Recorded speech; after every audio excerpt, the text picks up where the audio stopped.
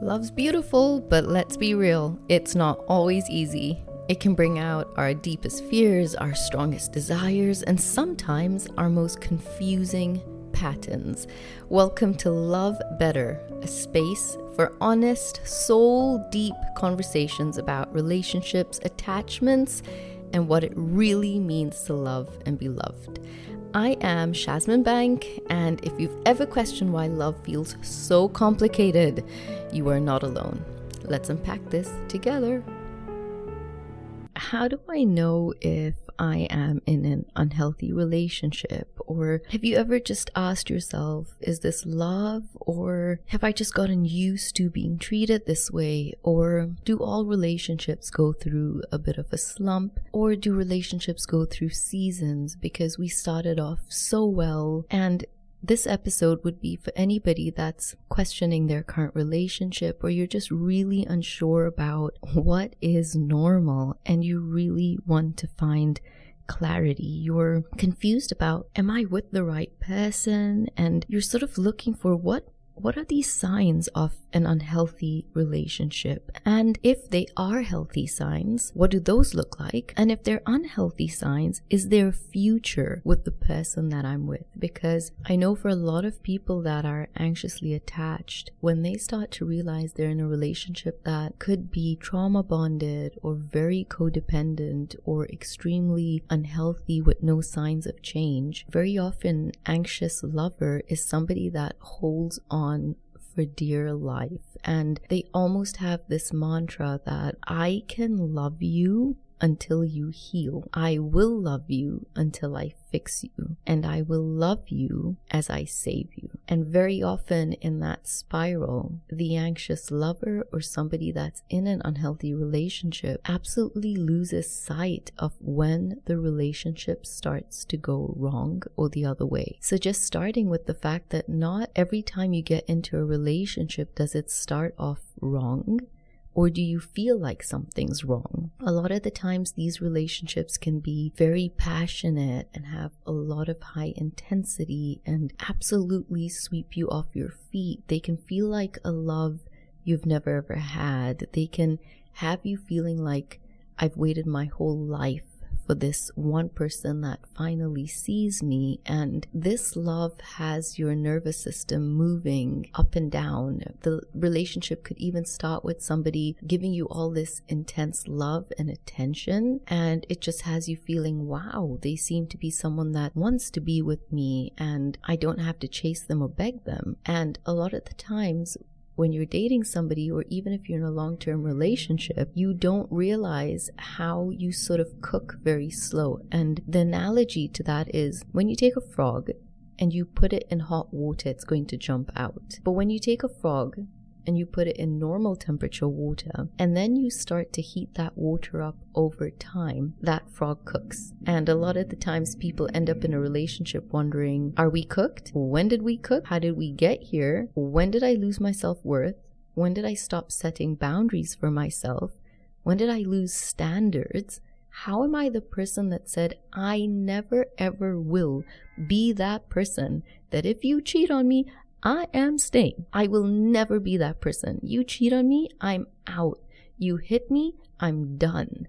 I will never tolerate disrespect. And very often, you end up being the person now who's being cheated on, constantly betrayed in various ways of infidelity, and you could be emotionally, verbally, and physically being abused. And it has happened so slow over time that your tolerance to being treated badly or your relationship being extremely unhealthy cooked very slow over time. And very often, because it did not start that way, you hold on to the romance and the potential of this person and the relationship. So what are some of the signs that I should be looking out for to know if my relationship is healthy or not? Well, the first one is, do you feel absolutely drained or do you feel energized? Do you feel like you are emotionally safe? Do you feel on eggshells because you are always watching out for this person's mood because they're so unpredictable? Does this person come to you with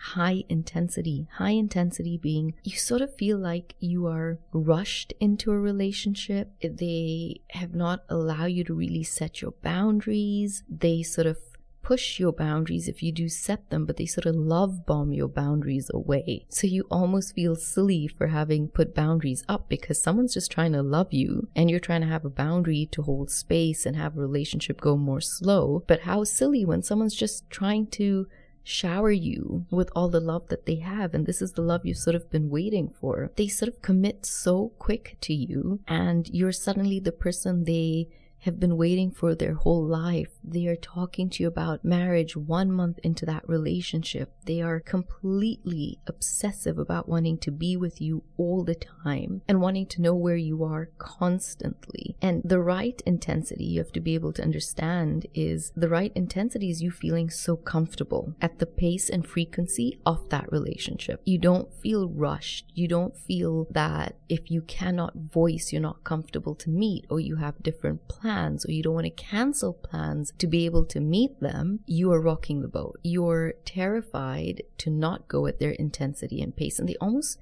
sort of sometimes sweep you off your feet, and you're so high on dopamine, the love drug. You're in this romance phase with them, but it's not like a really healthy sort of a romance. It's this very intense romance that leaves you feeling uneasy in your gut. You know that instinct you have and you end up ignoring that feeling you have, something's just not right, or I don't feel right, but you push it aside because mentally and logically everything on paper is perfect. So if you had to tell anybody about this love, they would be like, how lucky. And you almost feel silly to be complaining about it. But if you were to share with somebody how you're feeling instinctively, that I feel rushed, I don't feel like they give me a chance to think about what I really want, I suddenly have no space, they show up to my place or my workplace without me even asking them to do that, and it just feels so uneasy, that's a huge difference when you can sort of voice how you feel and you can slow down to be able to pause the intensity and think about, is this the pace and frequency I want, versus this person being unhealthily intense. And a lot of people that are anxiously attached sort of lose their voice in this stage because they're sort of waiting for the one. And if you're loving me and I don't really have to do much to get all this love, I'm not really taught what healthy love should look like. I'm almost taught that I have to do a lot for love, but in the beginning of this relationship I don't seem to need to.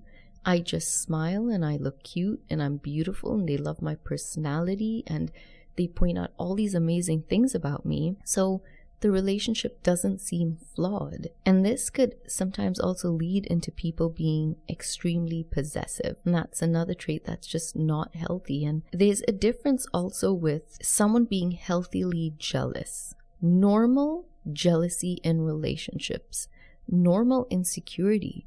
When we're in relationships, let's be honest, we don't want our partners looking at other people on the phone. We're very insecure about their male or female friends. We want to be able to understand where they work, how they behave in the work area, how they behave with their friends and family. There's a normal, very healthy sense of jealousy and insecurity that comes in a relationship, but obviously with a healthy relationship, you can discuss things like that and work through wounds like that and triggers that show up in a relationship. But this is a very different kind of possessiveness. They are extremely jealous about anybody that adores you and loves you. They don't want people close to you. They sort of monitor who you talk to, who you call. They almost they stalk you if they could, and they feel upset if you want to be with other people, anyone other than them. They reach a point where they sort of are so possessive about what you wear or maybe what you're eating, and they're possessive and controlling about how you look. And at first, it's a slow cook, because you could end up thinking, how beautiful to have somebody that, pays so much attention to me and they care about my fitness and my health. And maybe they're just possessive about my friends because they don't really know them yet. And maybe I talked about a couple of friends that have upset me and now they're just really in my corner with me not wanting to get hurt. And there's a different way that we can play out and make excuses. So it's really important that as we listen to this episode, we can distinguish the excuses we make for really unhealthy behavior. So somebody who's possessive and, they're really concerned or in your face about who your friends and family are, and they simply do not, like you to be with these kind of people. And we can sort of almost confuse being protective or really love and care for you. We can confuse someone who adores you and wants to really be in your corner for somebody that truly has this obsessive, possessive tendency over you. So you have to be able to remember that anyone that loves and cares for you will never isolate you. They never want to control you. Any of their suggestions don't come from a possessive place. They come from a place of care and them wanting the best for you. Another sign of a really unhealthy relationship, and this is one that is very hard to be able to just pinpoint, and that is someone that's manipulative. Now, before I even get into us talking about somebody that's manipulative, I want to be able to point out, first of all, when we're noticing that we're in an unhealthy relationship, it is not to be able to villainize the person that we're with. It is not that we walk away saying this person's bad and I'm good. It's being able to understand that we have attracted the unhealthy relationship, and it's only in our growth as a person that we recognize I've attracted an unhealthy relationship because I have wounds that I'm not attending to, and these wounds can only ever show up in relationships. And sometimes I feel that when we are in an unhealthy relationship, that's a lot of the times part of the healing that makes you recognize you want to grow as a person, to be more secure and hold boundaries for yourself and really understand what your core wounds are and why you behave the way that you do that could be unhealthy in the relationship as well. Unhealthy relationships show up in our lives as blinkers for us to grow. And when we can recognize that, a lot of the times we can look at the person that could be portraying a lot of hurtful things towards us. But remember one thing, when you can understand somebody's lack of capacity, when you can understand the opposite attachment style, when you can understand why someone does the things that they do, it doesn't mean you have to condone what people do, but it does allow you to not victimize yourself and villainize somebody else. It really allows you to hold empathy and compassion in general for humanity, but it doesn't mean that you have to condone or be close to bad behavior. So going into manipulation, this is one, as I said, it's not so easy to say, you're being manipulative. And it's something that people who are in very codependent relationships or in very trauma bonded relationships, you'd be able to spot this very easy in that sort of a dynamic. But manipulation normally is a sign where someone's really looking to control, and they look to control because that's their way of being able to hold on to you. That's their way of being hold on to their own self-worth. Because if I can control you and I can pull from you demanded love and I can have you behave in a certain way that makes me feel like I'm in control and I have this trigger on you, it almost makes me feel invincible. So clearly that stems from someone very broken and someone in a lot of pain. And there's a big confusion, I feel, in society with, oh my God, we cannot understand where narcissistic behavior or where narcissistic people come from, because if we do, then are we saying behavior is okay? Are we sort of saying we like them? But you can very much have empathy and feel sorry for someone who behaves very narcissistic while still validating your pain. You can have empathy for someone who's so manipulative as you're healing, but not want to be in a relationship with somebody like that. You can understand, oh my God, your childhood's created a version of you that has to do certain things in order to protect the little boy or the little girl that you just won't give attention to. So they are people that, are in deep pain. They're afraid of losing you. And so anything that they can manipulate you to be able to guilt trip you into staying in a relationship or doing things that you don't want to do, or they guilt trip you in a way that leaves you feeling, how did we get here, or what's wrong with me? And anxious lovers are normally the people that fall prey to this very easy, because when someone's manipulating you, they have the ability to make you feel so guilty and so responsible for the relationship not going well. And this pushes you to really focus on your need to please them and be this good person. Because if every time I bring something up, if I'm somebody, for example, you have something you really need to talk to your partner about, and they come home from work and you're like, I'd love to talk to you, this is what's happened, or something happened last week and it's really building up within me, I need to speak to you now. And they guilt trip you into, I work so hard and when I come home I can't even sit down and watch TV without you complaining. You're so emotional all the time. All you do is discuss emotions non-stop. And if you love me, you would give me space and let me relax at home and not jump in on these emotional conversations. You'd have the emotional intelligence to be able to understand I'm out there in the work world battling, and then when I come home, it's also battlefield. So they almost have this ability to manipulate you into not rocking the boat. They can manipulate you into never asking for your needs. They can guilt trip you into feeling, oh my God, like how selfish of me.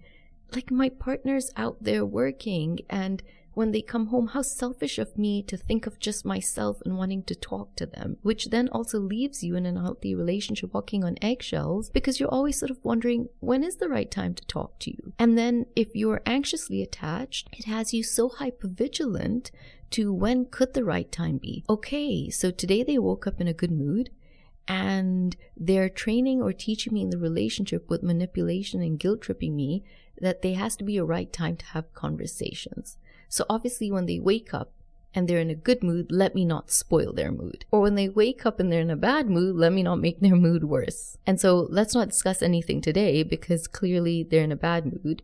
Or they're in a good mood, so let me stay hyper vigilant and test the waters and see when could be the right time to talk to them. And this falls into a negative cycle loop a lot of the times in an unhealthy relationship, where you tend to go into this cycle of you can't express, and then you protest and you go silent and you get angry or you get louder to try and get their attention. And then they could guilt trip you and go defensive and not want to hear the criticism of how they're not doing enough in a relationship. Now, this is a very healthy balance with negative cycle experienced in, I would say, a lot of common relationships, where you can go through a negative cycle, but you have two partners that are very aware of, we're starting the same fight again. We're about to have the same loop again, and we do not want to fight. So we sort of take this pause and say, we're not going to have this conversation in this way right now. Let's try again. But in an unhealthy relationship, the person that you're with almost leaves you constantly feeling like it's a one-sided relationship, that you need to carry all the work for that relationship, that the burden of the emotional welfare of that relationship falls on you. You're almost the glue to that relationship. And if you stop being sticky, there's nothing to stick. That relationship doesn't exist. And it leaves you feeling emotionally burdened with having to be the person that brings up communication or is chasing them to work on the things in that relationship, or you're the person terrified of conflict. So you just don't get into conversations that could rock the boat or have proven to go wrong. And you're terrified of losing this person. So you're holding on to a relationship feeling desperately lonely, incredibly stressed, and can end up leaving you feeling so resentful and even depressed.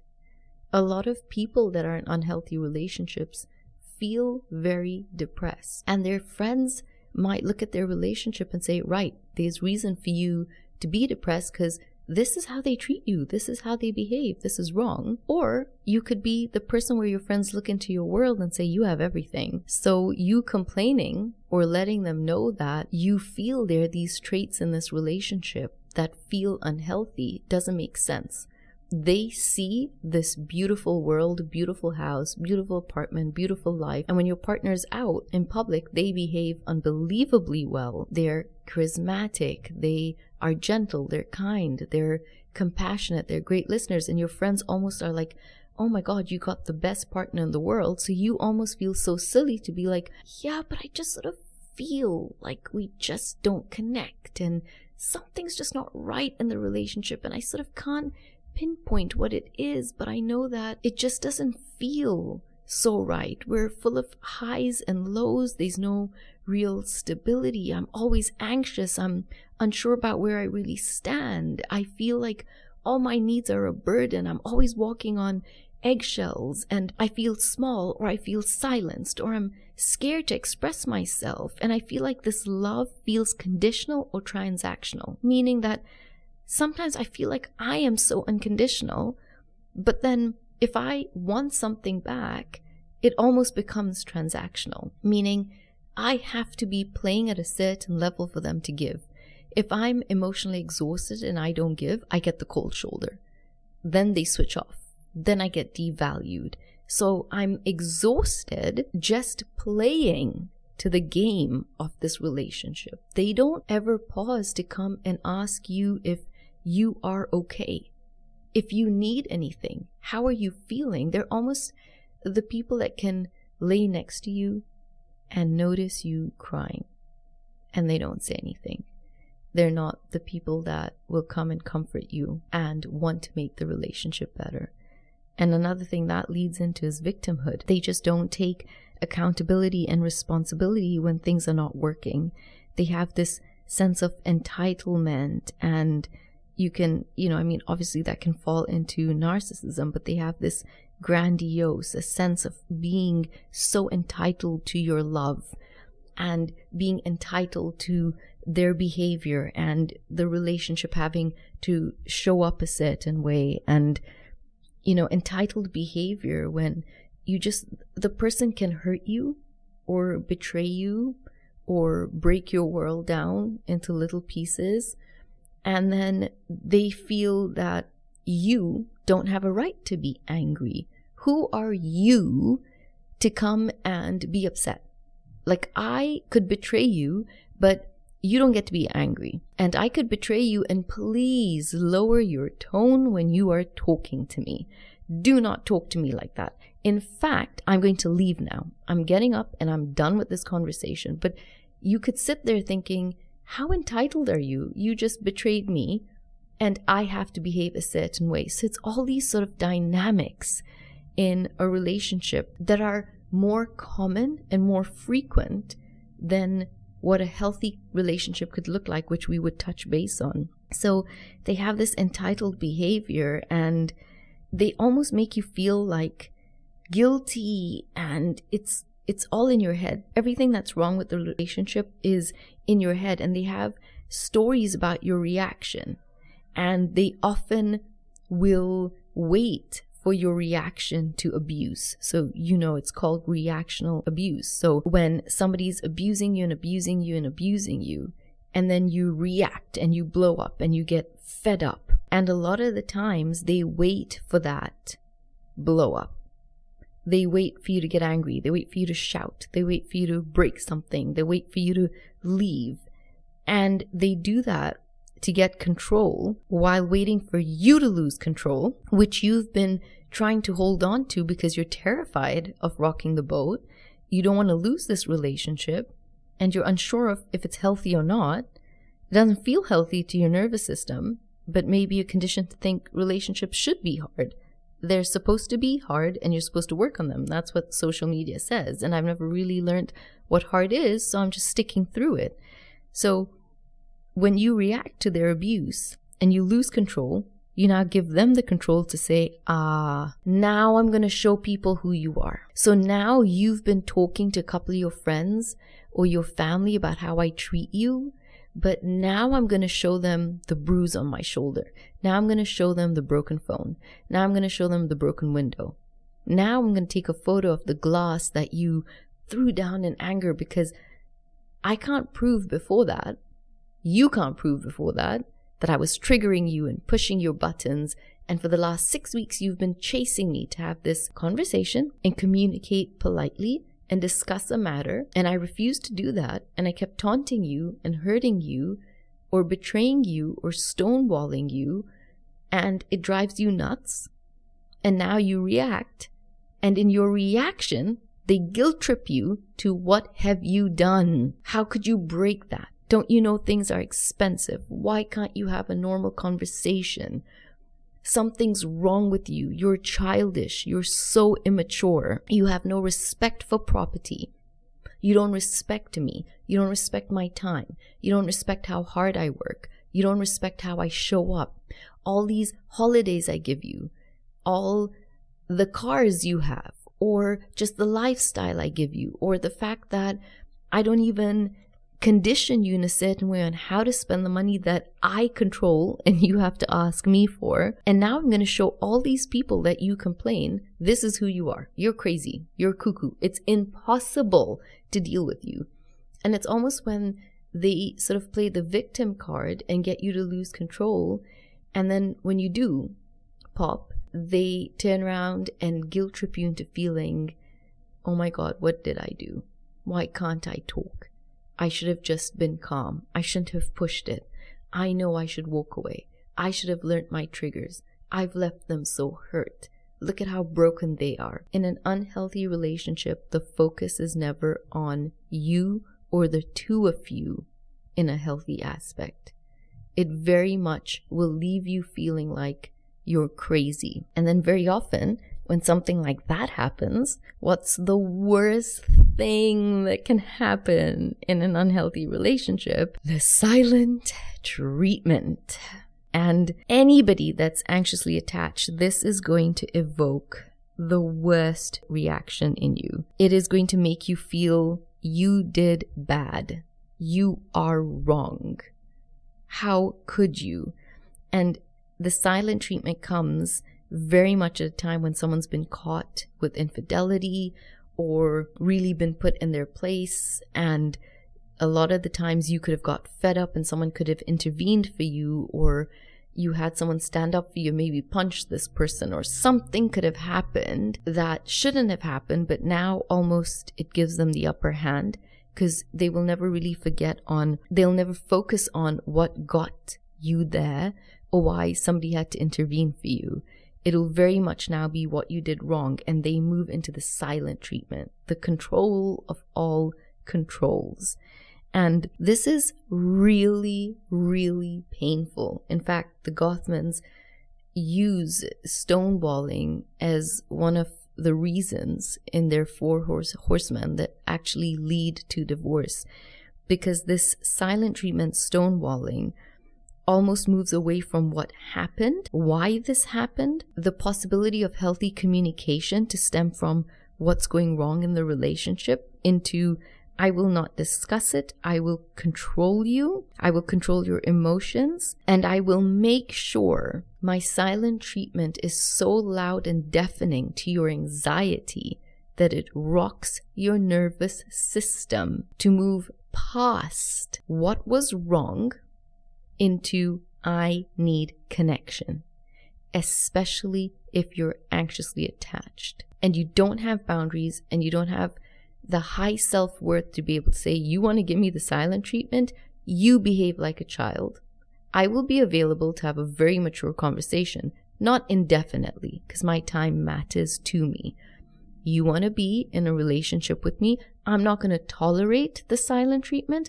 I can tolerate us having upset moments, pulling away, reflecting in those moments, and coming back. I'm not tolerating stonewalling, and not especially when there's been bad behavior on your side and now you're caught and you don't want to deal with it. And silent treatment, very often with a lot of the people I've worked with, the control actually has people go back now begging the other person to talk to them, and the other person moves into this grandiose, entitled, place being able to say, don't talk to me with that tone.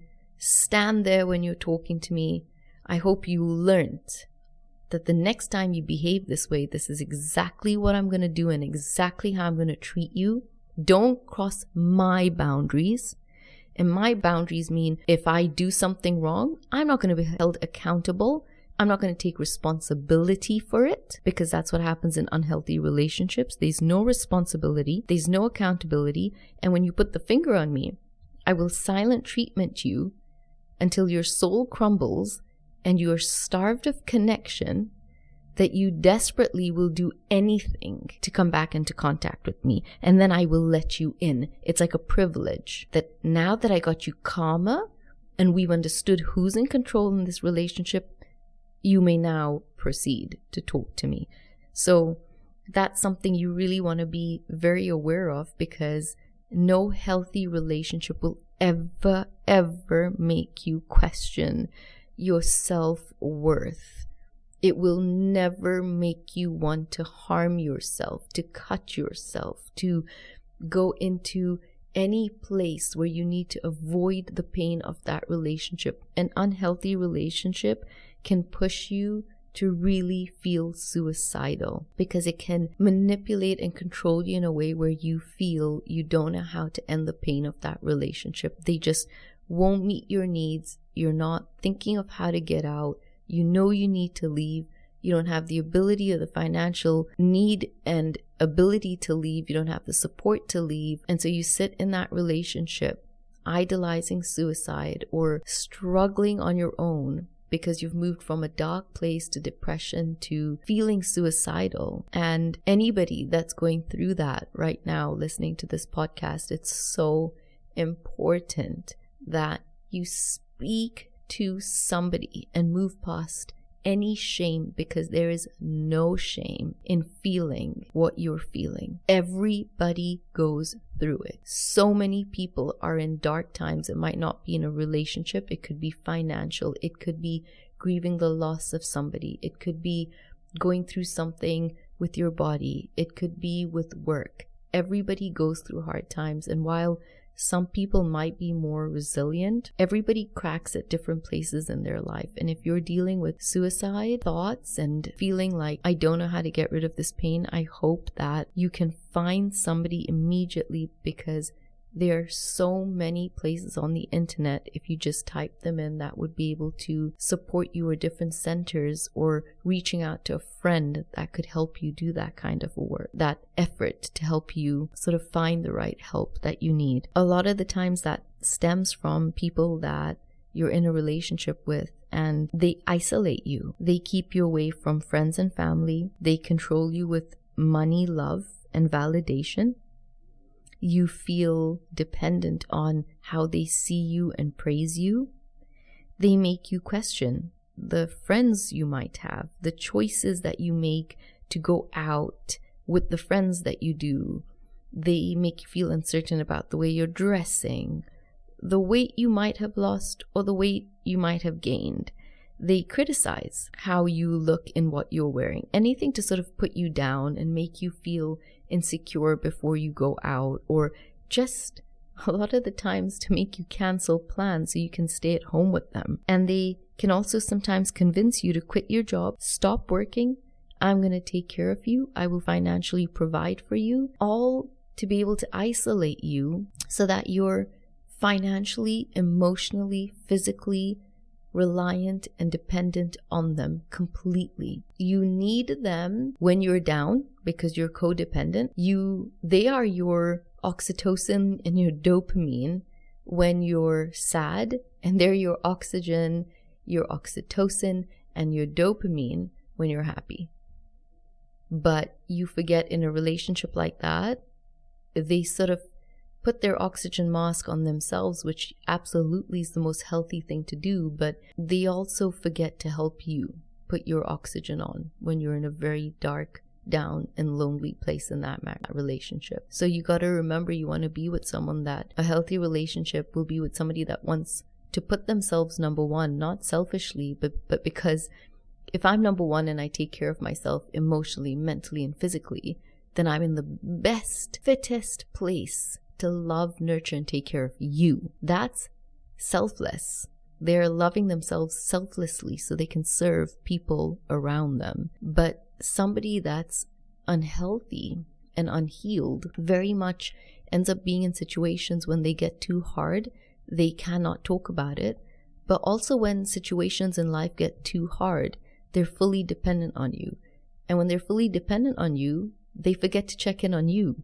How are you in this hard time? What do you need from me? How can I support you? How do I fill you up? Because I know that I need your love so desperately right now, but I need to make sure that you're full too, so that you can keep giving me and you can be full enough for yourself as well. They're not somebody that's considerate to what you're going through. They're not somebody that is curious about how you feel, curious about your dreams, curious about the things you do. You could be working for a company and they don't really know what you do. They're not proud of the things you achieve. They know what you do because you tell them. The test is when you don't tell somebody what you're doing. How do they ask? Do they find out? Is there curiosity to what's going on? Let's say you've just started a brand new project. Instead of telling them I've started this project, they wonder what you're up to. What's your next goal? What is a passion project you want to do? How can I be a part of that? How can I support that? Or you could turn around and tell somebody that I'm doing this passion project and then stop there and there won't be questions. What is it about? What's the topic? Where have you got? Who's part of it? Is anyone helping you? Do you need help? So you almost realize that you're in a relationship with someone that you might think you're very close to, and that's because you share a lot of information. But is there curiosity from their side to want to know if you don't share? And a lot of times they could end up being somebody that guilt trips you into staying in that relationship. So very often, if you leave, I'll do something. I'll hurt myself. I'll hurt others around me. And they pressure you to maybe do things you're absolutely not comfortable with sexually, or put you in positions to have to, physically do things that leave you feeling embarrassed or crying, or you don't have the ability to be able to say no. And if you do say no, they have no respect for that because maybe they got drunk, and there's always an excuse to their bad behavior. So there's sexual abuse and verbal abuse and physical abuse. And a lot of the times when there's emotional abuse, we don't even know what that looks like. But I hope everything you've been listening to right now can show you how being in an unhealthy relationship equates to emotional abuse. They're highly volatile, so they leave you constantly scared, confused, on eggshells, and highly intimidated. You experience with this person the extreme highs and the worst lows. They're major mood swings. They get violent. They threaten you. They're consistently abusive to get their way. If they don't physically hit you, they emotionally bite at you. They're verbally rude, constantly condescending. They belittle you. They break you down slowly. And the more you invest in them when the highs are high, the more they devalue you when the lows are low. And that leaves you in this spiral of trying to get the high back, to go back to the good times, to maintain the good times. So you almost behave very, very well so that the good times last longer and outweigh the bad times. They don't want you to grow. So you end up feeling so alone in this relationship. You fight a lot more than you make love, literally, almost to the point where, as a saying, you fight constantly about anything and everything. The plates, the parking, the finance, the picking them up, their shoes, the toilet seat, all these fights because everything in the relationship has not been addressed. So you have surface level fights, resentment, clenching of the teeth, holding your breath because you don't want to blow up. And your body's always feeling exhausted and tensed up. And your nervous system is constantly in fight, flight, or fawn because you just don't know what's going to come with this person. They are so volatile. And the concept of we fight more than we make love is very different to we fight a lot and we have a lot of sex. That's very different to we make love, we're intimate. Intimate meaning we connect emotionally. We connect with communication. We're on the same page. We touch. We hold hands. We reach out for each other. We care about how the other person feels. That's all intimacy. So there's a very big difference with, oh my God, I think we're physically active. We have sex. So I might be in a healthy relationship versus am I intimate with this person and do I make love with them? And then do I have the variety of sex with them? Do I have the variety of eroticness with them? It's all different because I feel so connected to them to bring out different sides of me in the bedroom because I feel safe. Which means in an unhealthy relationship, the one biggest red flag you constantly feel is, I don't feel safe. You're scared to be able to do things for yourself because it's their way or the highway. Literally. You're exhausted not getting the support you need from them. They jokingly will put you down, will taunt you in public, and if you feel bad about it, it's, oh my God, you're so sensitive. Or that was a joke.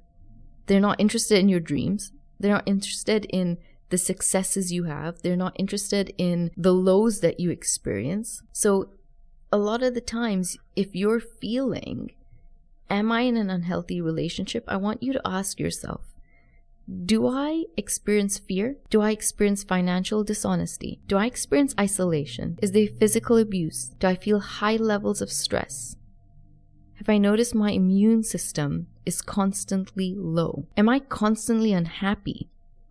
Is there constant poor communication and I keep quiet because I don't want to rock the boat? Am I lonely? Does our relationship have unbelievable amounts of drama? Is there bullying?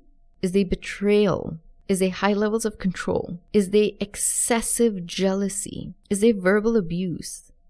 Is there emotional abuse? When everything's good, is it extremely good and that goes extremely bad if I have a need or I point out something that's not right or they get caught with bad behavior? You have to notice how your relationship makes you feel is extremely important for you to notice whether this relationship makes me feel like it's a green flag or it's a red flag. And am I making excuses for them in this relationship? A lot of the times it can be very hard to leave, and it can be hard to leave because they've probably made you feel nobody can love me the way they do. They taunt you. Remember what I've done for you.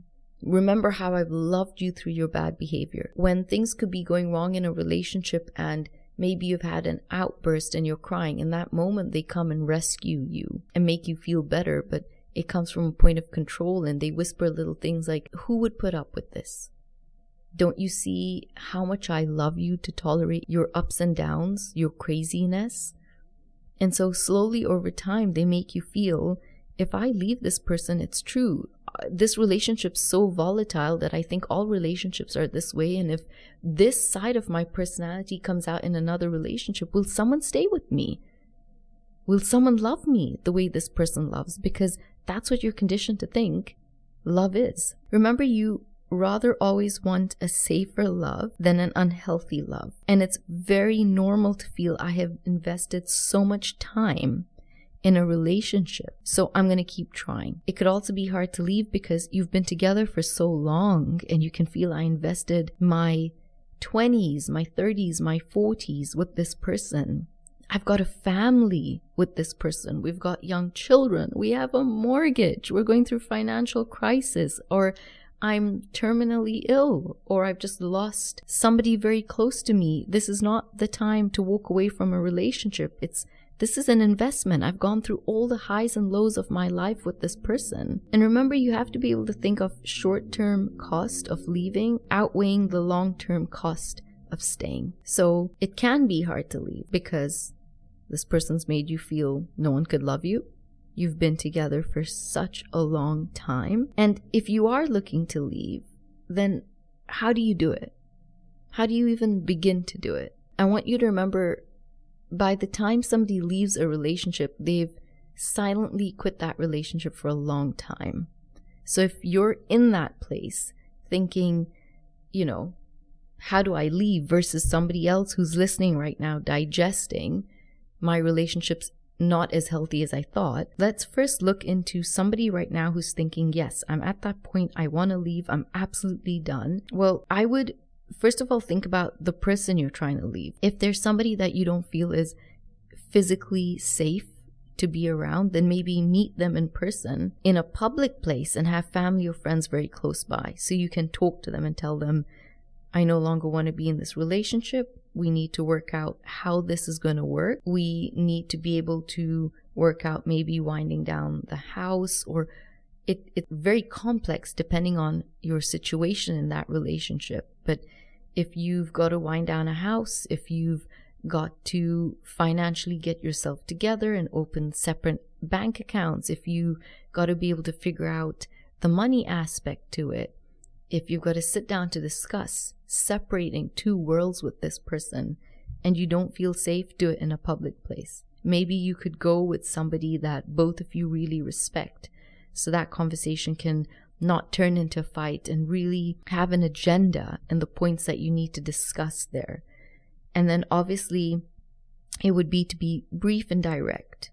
And you can turn around and say, I want no contact, or we're going to have this person that we respect, or depending if it's a lawyer or a family member that will arbitrate for us for now, because clearly maybe we're going to fight and that's not what I want to do. So I want us to go no contact so we can heal, but we go through this person that's going to manage the drop off, the pickups of the children, or where I'm picking my stuff up from, or where you're picking your stuff up from, just the logistics around. And then you want to remember you're focused on leaving. So don't provide details of maybe where you're moving to or where you're going, if you know you've been with somebody that's physically abusive and you're scared. So your safety always comes first. And there are obviously different ways to leave a relationship. If you feel you don't want to meet somebody in public and you want to be able to have a phone call or send a lengthy email or a lengthy text, but then sort of involve people in, this is the message I sent for clarity, and have people support you when you're going through something like that. Because a lot of the times you can be very emotional or detached or miss some of the things when you come out of a relationship like this. So when you have people supporting you, you have ideas that come along with how you could handle things so much better. But very often, if people are not looking to leave, then what's the next question they ask me? And the next most common question is, how do I know if my partner can change? Now, let's say you are in a very unhealthy relationship and both of you have wounds. You both trigger each other. You both play to the tune of how this relationship's unhealthy, and you want to leave, or you've threatened to leave, and suddenly your partner's like, you know what, this is ridiculous. I don't want to go down this pattern, or we've had a horrible phase in this relationship with really bad behavior, but I love you. I love the family we have. I love the family we want to have. I don't want to lose you. So how do I know if my partner is going to change? Well, the first thing is, are they willing to invest in that relationship to do the work? Do they want to invest in deep communication, deep conversations, and respectable communication with you? Are they willing to sit down and listen to the boundaries you have and the needs you have? And can we open up to what boundaries look like for them and what their needs could be, so they could move away from control? So are they willing to do the work and invest? Not because you've begged them and not because you forced them, but because they want to. Can they move from blaming and avoiding to sit in the discomfort of understanding? Very likely, if somebody's avoidantly attached, they deactivate from emotion and intimacy and intensity. So sometimes they can cause a lot of that intensity and discomfort, but when it gets too uncomfortable, they're out of there. So are they willing to lean into co-regulation with you, getting help, external help? Are they willing to put in the work if they don't have the finances to listen to the podcasts or search out for some of the work on the internet or start making an effort into learning their attachment style or why this relationship's unhealthy and be vulnerable to discuss it with you? So a lot of unhealthy relationships, they can change with a lot of external work if the person that holds a lot of the weight to the unhealthiness is willing to change. Or the other way in which a relationship changes, which is the way I advocate for anybody to change, is to focus on yourself. So when you start to get very clear on your boundaries, very clear on your needs, very clear on what triggers you, very clear on the beliefs that do not serve you, very clear on where your core wounds stem from, very forgiving of your childhood, very understanding of why you do the things you do, very enlightened about your attachment style, and you start to just focus and put this love and energy into yourself and validate yourself and reassure yourself and almost start to fall in love with who you are again, two things can happen in my experience. Your partner will change in two ways. To be with you, or they will change because they can't be in that relationship, so they're out. But that comes because you've taken the time and the focus away from trying to fix, save, and nurture that relationship or move it from unhealthy.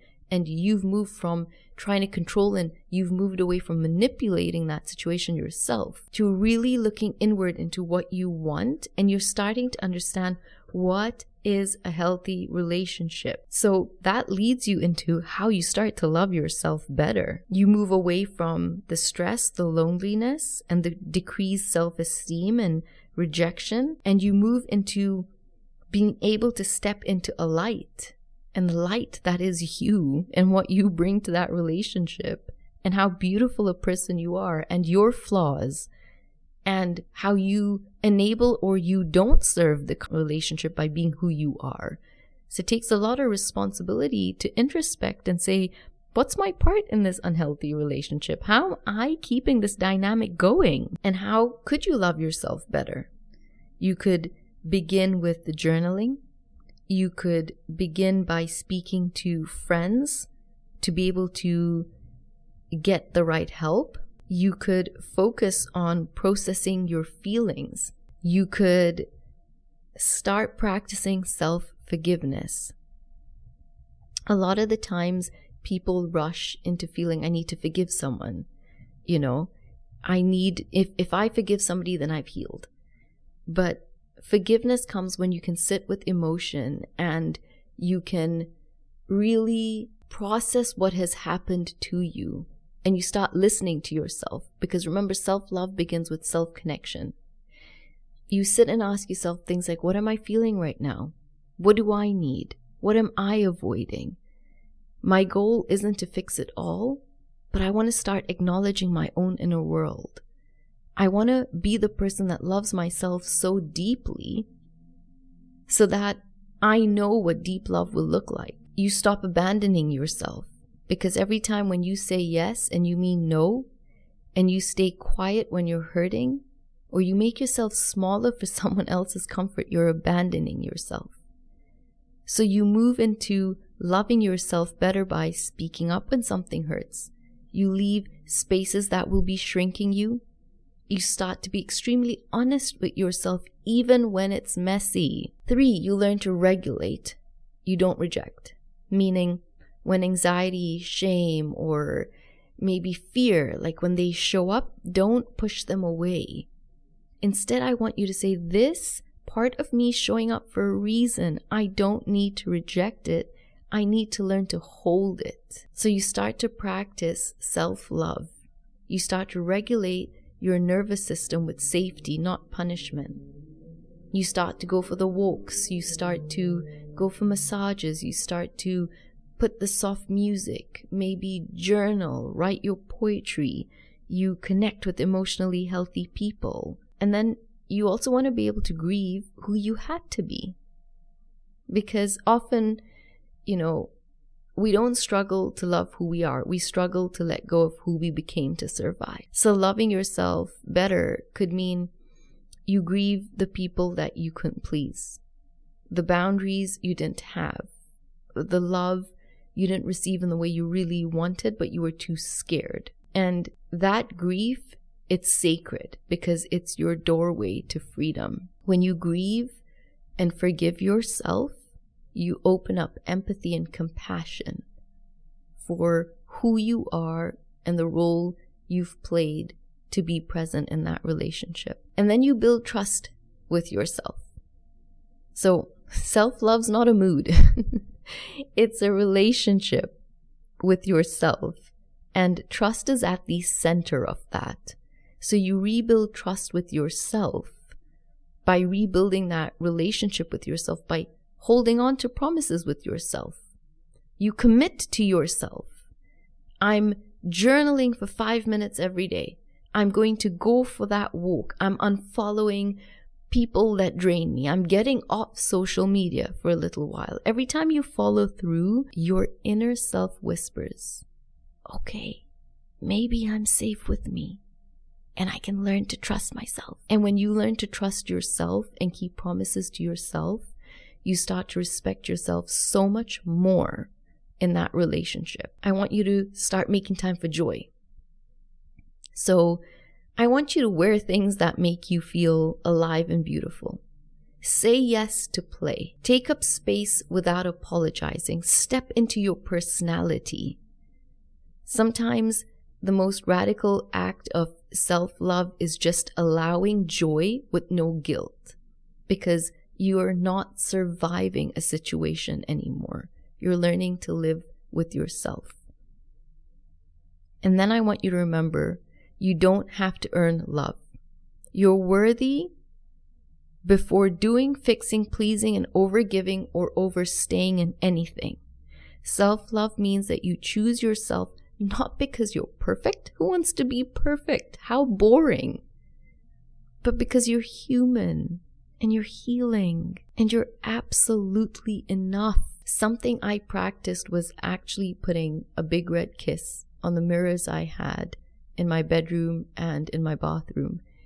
And then with lipstick, I wrote, I am enough. And it was just subconscious to be able to see it, but to always feel that I'm enough and then breathe into that. Like, I'm enough. Does something when you truly look in the mirror and you look into the eyes of the person looking back and you really give yourself a gentle smile and appreciate this person in the mirror that's been through everything that they have. That's how you start to love yourself better from a relationship that might have left you feeling scared, uneasy, and unsure of whether it was healthy or it wasn't. So I really hope that this episode really opened up what an unhealthy relationship looks like and helped you realize if you are in an unhealthy relationship. And I want you to remember, you don't have to leave overnight. You don't have to leave if someone's willing to work on things and change. But I want you to remember, once you see it, you cannot unsee it. And that awareness is truly where your healing begins. Because you deserve love that doesn't confuse you, silence you, or shrink you. So when you step into yourself, you truly start to recognize that. I'm rooting for you, and I know you got this. So much love. Thank you for spending this time with me on Love Better. If this episode resonated with you, share it with someone who could use a little more love today. Don't forget to subscribe so we can keep growing together. You can find me on your socials, Instagram at @ShazminBank, TikTok at @Shazmin_bank. And I'd love to hear your thoughts and really connect with you more. Until next time, take care of your heart and remember you are worthy of love that truly feels like home.